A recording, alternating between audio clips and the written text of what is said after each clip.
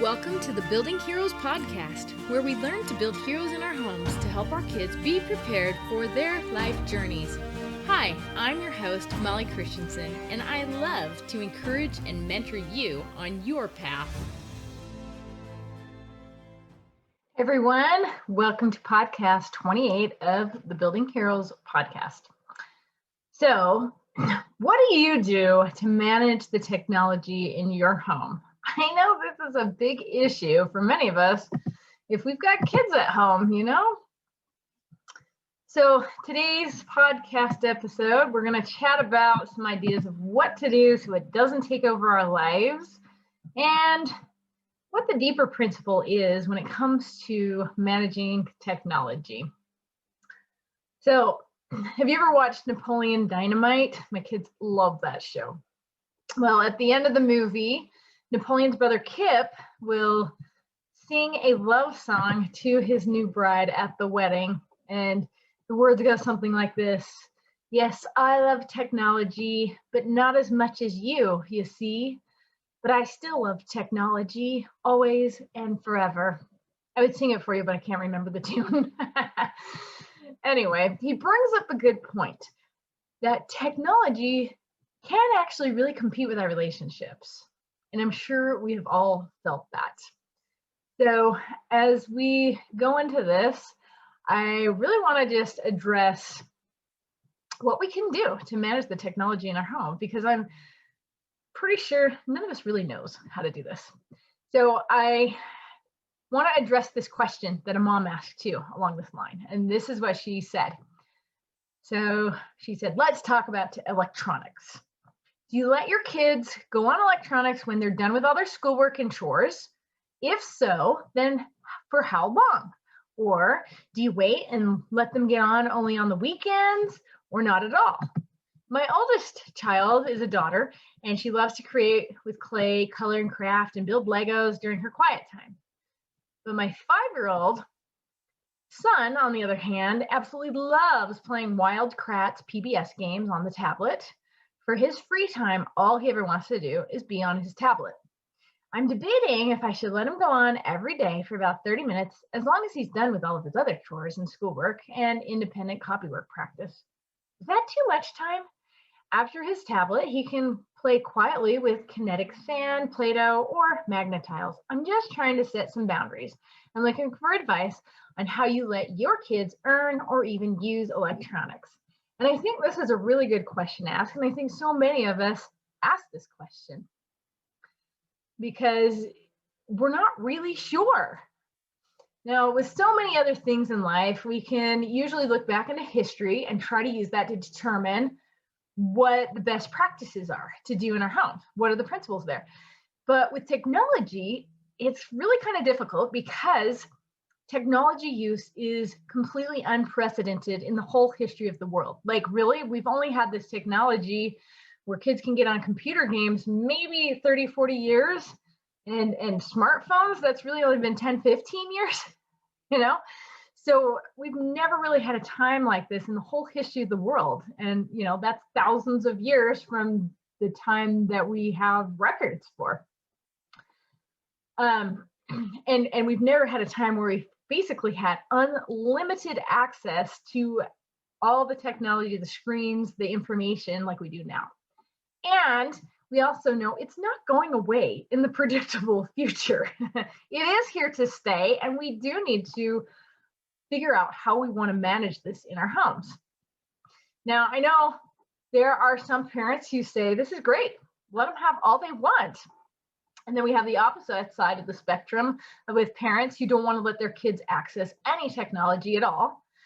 And then I'm guessing that probably most of us are somewhere in between, where we just don't feel quite comfortable with either side, but we're not really comfortable with what we're actually doing either.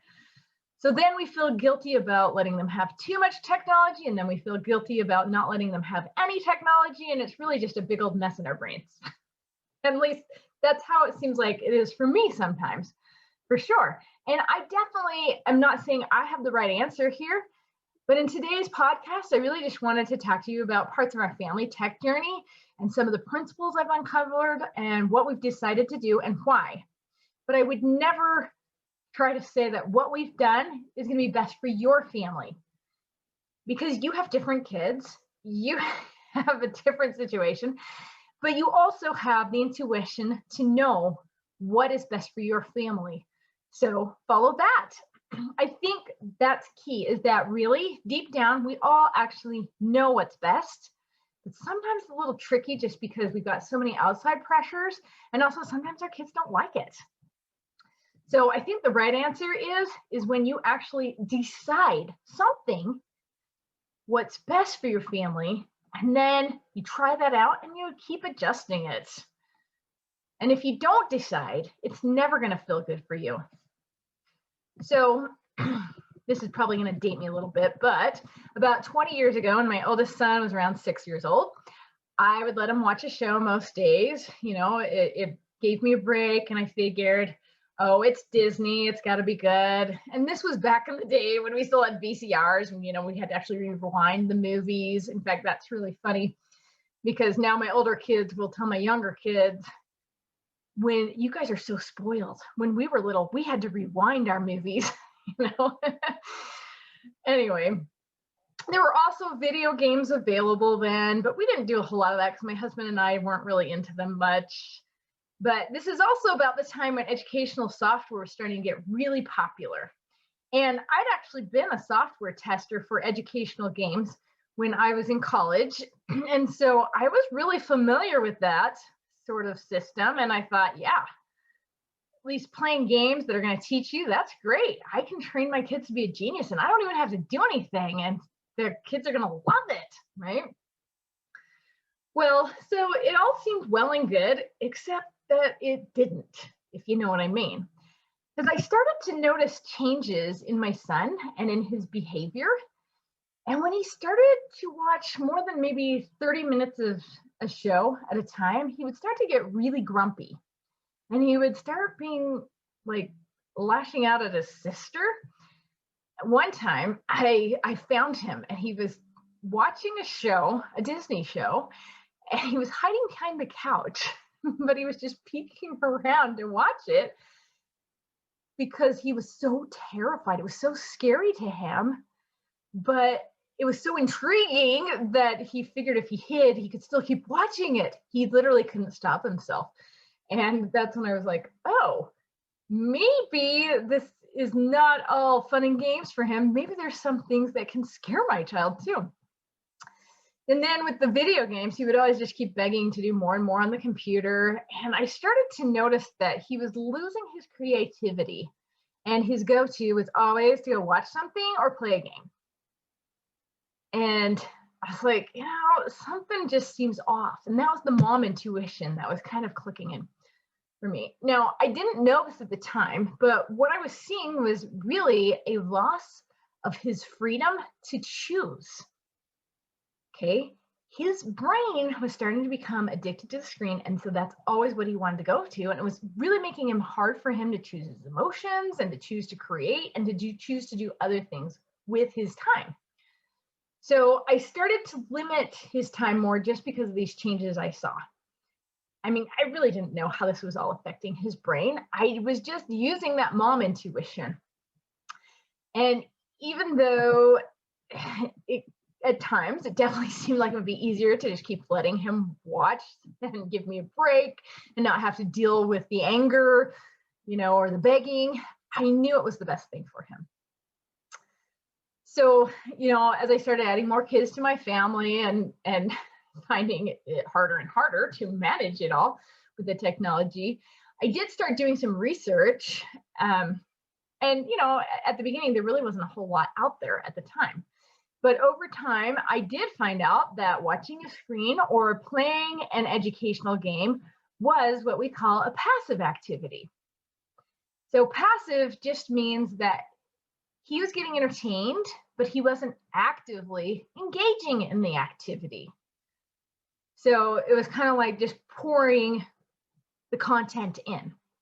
Okay, so, and what happens with that is your brain basically starts to shut down the thinking areas for the most part, because you don't have to think. It's just getting poured in. So even in the learning software, most of the parts of the brain what to learn with were not activating because he wasn't actively engaging with the content. Because really all you have to do in the educational software is recall the relevant information to get the answer right. So for things that you've got to memorize, that actually can be an effective way to memorize it. But if you want your kids to be creative and thinking, then it's not necessarily the best method. Now, reading, on the other hand, is a crazy active activity. Okay, maybe it's not crazy, but it lights up your brain. So many different areas of your brain, it makes you think because you're activating the language in the verbal center, because either you're, if you're reading to yourself, you can hear it in your head, or if you're listening to a read aloud, same thing, you can hear the words and you have to interpret what it means. It activates your hearing senses, because what I just said too, with it's hearing the story in your mind, it activates your visual centers of your mind because you start to picture what's going on in the story. And that's why books are usually better than the movie, because you've already formed a picture of what the story should look like. And then when you watch the movie, you're like, that's not what it looks like, you know? So your thinking skills are also activated because you're thinking sequentially, you're wondering what's going to happen next, and your logic skills are predicting that. So that is an active activity that's just lighting up your brain. So the more areas of our brain that are going to light up, the more active our brain becomes in the learning process. And when we use more areas, we're going to remember it better. We're also more likely to make connections with other knowledge that we have in our brain. And when we make connections to something we already have in our brain, then we remember it even more. And then it becomes exciting and it makes us want to learn more. It makes us love learning, really. And when we enjoy something, we feel good. And when you have a good feeling, then you remember it better and you learn faster. Now, yes, your brain can learn with educational software, but it is mostly memorization. And it's knowledge that's learned in isolation. You're not making connections to the other information for the most part. So in order to retain it, you got to do a lot of repetition. When the information's connected, then you remember it more easily and deeply. Now, I did just say that when we enjoy something, it attaches a good feeling to it, and we remember it better and we learn faster, except that in the case of like educational video games, the feeling actually turns out to be a little bit fake, okay? Because I'm sure we've all heard this. Video game designers and social media and all these other tech things, they design the stuff to be addictive to our brain. So and the way they do this is they're using our chemicals in our brain to do that. So when we reach a level of success in a video game, you get rewarded. And when you get that reward, your brain releases a chemical called dopamine. And dopamine is that feel-good transmitter, and it's the chemical that's released when you accomplish something or when something else feels good to you, like good food, and it makes you just want to keep having more of it. And it's also why we like to get things done. And it's why we can get addicted to video games or food or whatever, because it feels good. But just because something feels good does not mean it's good for us, right? And if we are addicted to the video games, chances are we're not actually doing things. We're not actually accomplishing things in real life to move us forward on our hero journey. We might feel that sense of accomplishment in a video game, but it's not really actually, in most cases, helping us progress in real life. Now, I'm not going to say that it's not always that way, because sometimes maybe there are some games that can help us progress in a certain area. But that's why I say, though, the feeling for the most part is mostly fake. I did hear about a guy that turned in a resume to a company, and every single thing on his resume was his accomplishments in a video game. And he didn't get hired because he hadn't shown any success in real life. So when we're on screens, it literally does change our children's brains, and ours too, actually, because what happens is we get so used to being entertained with the passive activity, then we don't know how to focus when we want to learn more deeply or when we need to think. And so it's tougher to get all those brains, the different areas of the brains to activate and get excited about learning because it feels like too much work, because it's much easier to be passive and just let everything come to you. So, when I start describing all these problems and how screen time affects our brains, then I could see how this would be really easy to think, all right, no screens at all, But as we know, we do live in a world of technology. And it is all around us. Around us? That's good. Around us, right? And it's not going away. So instead, I think that it's going to serve us a lot better if we learn how to manage it and put boundaries around it. And more importantly, teach our kids how to manage it too. At the same time, though, we need to help them because, like we said, it is designed to be addictive. And sometimes they do need the boundaries to learn how to manage it as well. So what I've tried to do, and I haven't always been completely successful at this either, is that for my under 12 kids, is I try to limit that greatly because their brains are still forming. Their brains are a lot more susceptible to creating these patterns in their brains from the video games and the screens and whatever technology. And so I want to at least try to give them the greatest chance to learn how to focus and to think and be creative as their brains are still forming. Now, like I said, this doesn't always work out that way. Ideally, I would prefer that the younger kids are getting less than an hour of screen time a day. And, tools like Circle or other time limit things can help with that. And when I added Circle, it's like a time tracker thingy, I don't know what you call it, program software thing where you can put a limit of how much time they get on the internet. And so when I set that up, I was like, okay, this is not because I want to be the bad guy. I want to limit you on this. I just want to help you learn how to manage your time. Because if you know how much time you're spending, then that's going to make you a lot more aware, and then you can make better choices with how much time you're spending on the internet. So for example, I talked to each one of my kids and I said, how much time do you think would be reasonable to spend on the internet? And, my 9-year-old daughter is like 20 minutes. And I'm thinking, great, but I don't think she realizes how much time she is spending. And so I said, how about an hour?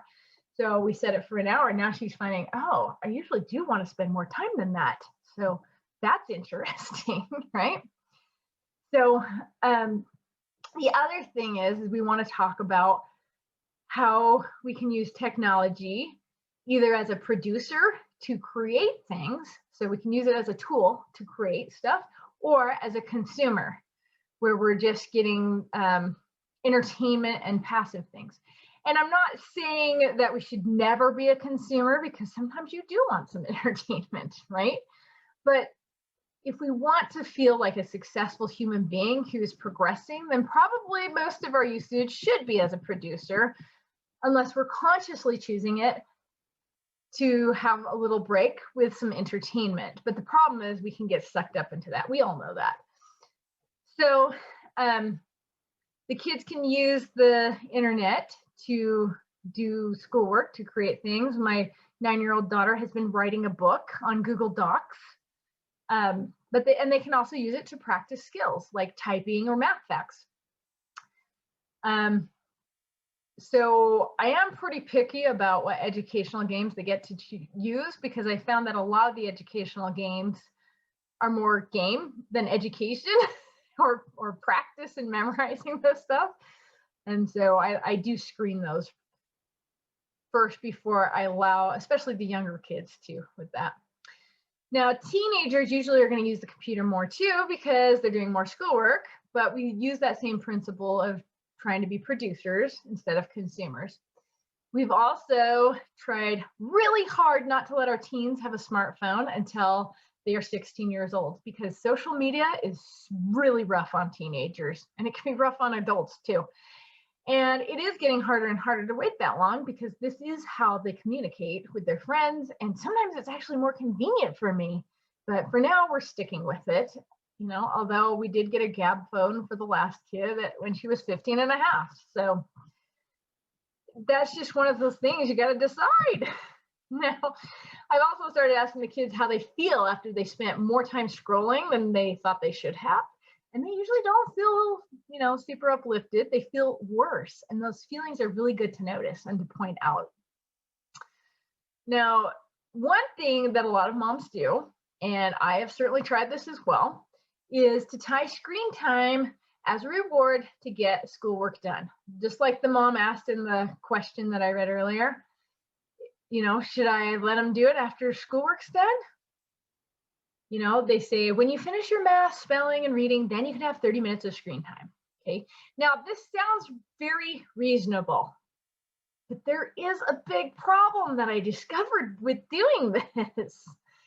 When I have done this in the past, what I've found is that my kids get totally focused on the reward. And so they rush through all their schoolwork in order to get to the video game, and they don't really care about the schoolwork or the learning. So they do the bare minimum required. And they are not inspired at all to go any deeper, to make connections, to think, or to learn more. So instead, I separated that, and I was like, no, I'm not going to use it as reward anymore. It doesn't work. So that's what I was saying. I talked to my kids about how much time they felt was reasonable to be on the computer.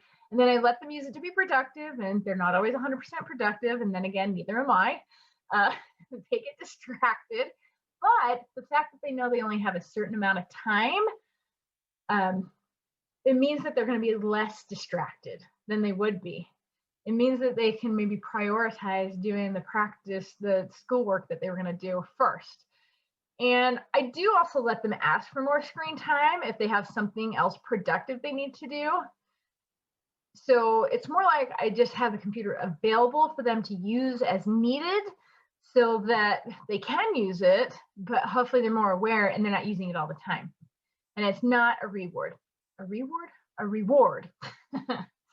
Now, sometimes we do have to do technology resets because, like anything, we can set up a system and it always gradually goes out of the system, right? We gradually start getting on screens more and more. It's just the nature of things, right? So we take a look at how much we're doing, and then we either do a reset with more limited time, or we just take a whole tech break altogether. So this, I usually just know because it's mom intuition. And sometimes I fight it because I'm like, oh, I don't want to deal with this. But I know it needs to happen. And so it does, right? It does need to happen. But what I see in so many of my kids, what happens is I start seeing those behavior changes. Like people are getting grumpier and they're not as nice to each other. And my younger kids start to get to the point where they can't think of anything to do except for to get on the computer. And my teens start to feel unproductive and lousy, So taking a technology break is a good idea. Now, I know there's some people who say that having their kids play online games with friends is fine because that's their child's social outlet and that's how they get along with friends. And it may be. Some kids, on the other hand, may have more addictive personalities than others, and many of them literally cannot stop themselves, even if they wanted to. I mean, sometimes it gets to the point where you take away the computer, but they still go find it and they hack in, right? Addiction can be a real problem because it takes away your choice. Like they can't stop themselves. And I also think that technology usage becomes a real problem when it starts to prevent us from doing other things in real life to help us progress on the path of the hero journey to become the person we want to become. Now, my oldest son went off to a prestigious college, and I tried hard to teach him how to manage the technology, but I knew he was playing games and stuff a little more than maybe I would have preferred, but I also knew he had to figure this out. Well, he was pretty surprised because this college, you have to have done very well in high school to get into. And he was pretty surprised at how many of his roommates were so addicted to video games that that's all they did and they were failing their classes because they apparently did not have the skills to self-regulate, or they could not self-regulate, or they just didn't have their mother there to tell them to get off. I mean, there's example after example about how it just takes over your life. I mean, my daughter dated a guy who would often cancel his plans with her, and she found out later that it was usually to play video games. So it does make a lot of sense to apply boundaries before an addiction can occur. But like I said, that can be really, really hard as a parent to apply boundaries because kids love to get on screens. And when you tell them they can't, they can get very, very angry. And then we wonder if we're doing the right thing and we don't want to face the barrage of emotions that come out. We just don't want to deal with it. But we know in our hearts, that intuition that we have can tell us what to do and how to manage that. I recently read a short story by Ray Bradbury, and it was published in 1950. So we're talking 70 years ago, right? 71, huh? And it was called The Veldt. That's V-E-L-D-T. So basically, you have this family, they got 2 children, and they move into this happier life home. And it has all the technology you could ever imagine. So this is a sci-fi story, right? But it does everything for you, so you don't have to do anything. It toasts your food, it ties your shoes, all of it. But best of all is the children's nursery or the playroom, because they can go in there and it's going to perform anything that they want from their imagination. It's like a virtual reality, but it's kind of like done with robotic animatron type things. But the problem is that the kids will start to act out on all their selfish interests, and they go down this path to get everything they want, everything their way. And they create this African scene. It's a veldt, and the veldt is African grasslands, right? And it has lions and everything in it. And they're so into this virtual reality that they don't respect their parents at all. And then when their parents threaten to shut the nursery down, they nag and whine until finally their parents give in and say, fine. And I'm not going to give the ending away because it's a short story, but suffice it to say, it does not turn out well. And it is an interesting warning and view into the future with technology. And it makes me wonder if we are there with what he was warning about, where we let tech rule our children's lives and we don't have the courage to to set up the boundaries. So I enjoyed reading that because I was like, yeah, they need the boundaries. So when it comes to managing the technology, I think it's the most helpful to come down to the principles and think about what it is you really want. You know, what do you want for your kids? You know, I think for most of us, we want our kids to learn how to manage their time and also learn how to choose to do the hard things on their journeys that's going to help them progress and transform them into the people that they are inside, the greatness there, you know? But if the tech is distracting us from that, then we need to take another look. And as I mentioned at the beginning, if the tech is distracting us from building relationships, you know, again, we need to take another look. So to recap, probably the most important things you can do to manage the technology in your home are, number one, trust your own intuition. You really do know what's best for your kids. And it is okay to set boundaries. And it's good to ask and find out what other people are doing, but then trust your intuition about what you want to try. So when you set the boundaries, you can still be okay with changing them as needed because times change. Different kids need different boundaries. You know, it's almost like a living, changing thing to set those boundaries. And even the tech changes. I mean, since my oldest son, we were still in videos with VCRs. You're not going to navigate it perfectly. But if you choose to trust and you make the decision, you're going to feel a lot better about it, and so are your kids. And then number two is involve your kids with it. talk to them and help them understand why we don't necessarily want to have unlimited tech, and cast a vision of all the amazing things they could be doing to progress on their hero journey too. And they can use the technology as a tool to help them develop and grow and to live up to their potential. But if they're always on screens, they may never get to the actual doing. So teach them that difference between producer and consumer. So the more our kids understand that they are good and valuable, and that they get to make choices in their lives that can help them become better and live up to their potential so they feel amazing, or they can make choices that make them feel not so amazing, the better they're going to learn how to manage their own tech use. And like I said, it's not always going to be perfect, but it's going to be better. So, listen to what your intuition is saying, figure out a starting place and just start there. So a big part of this too, I think, is that as our kids learn how to manage the technology, it builds their character.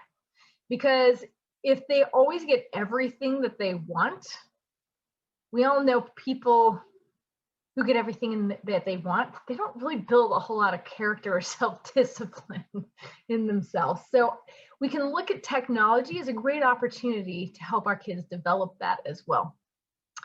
So another thing I want to mention that's coming right up is I'm really excited about the launch of the character building toolkit that is coming up, and watch for the 2-day sale where it's going to be half price. So it's going to be a killer deal. So if you're on the email list, watch for that. And I'll also post it on social media as well. So thanks for joining me. And until next time, follow your intuition and figure out how to manage that technology. And I would also love to hear from you what it is that you have been doing to figure out how to manage technology, because I think this is a conversation that's really good for us to have, because it gives us more ideas and more confidence that what we're doing is good. Thanks for listening to the Building Heroes podcast. Can you help more people join the Building Heroes movement by sharing this podcast? More people can find it when you subscribe to the show, rate it, and leave a review. For more help on building heroes in your home, get the free Building Heroes resources at www.buildingheroesacademy.com.